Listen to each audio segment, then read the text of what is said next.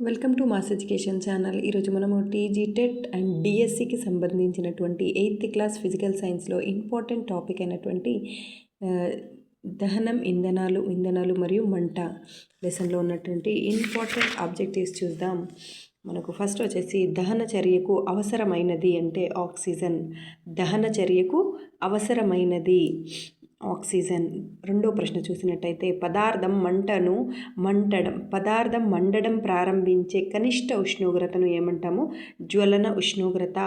ఏ ఉష్ణోగ్రత వద్ద అయితే పదార్థం మండడం ప్రారంభిస్తుందో మనం దానిని జ్వలన ఉష్ణోగ్రత అని చెప్తాము. అయితే పదార్థం మండడం ప్రారంభించే కనిష్ట ఉష్ణోగ్రత అన్న కూడా జ్వలన ఉష్ణోగ్రత. జ్వలన ఉష్ణోగ్రత అంటే ఏంటి?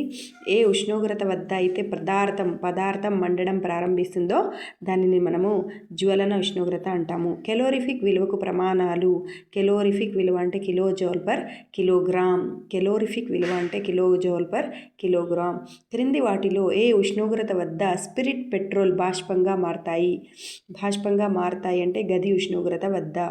ఏ ఉష్ణోగ్రత వద్ద స్పిరిట్, పెట్రోల్ బాష్పంగా మారతాయి అంటే గది ఉష్ణోగ్రత వద్ద.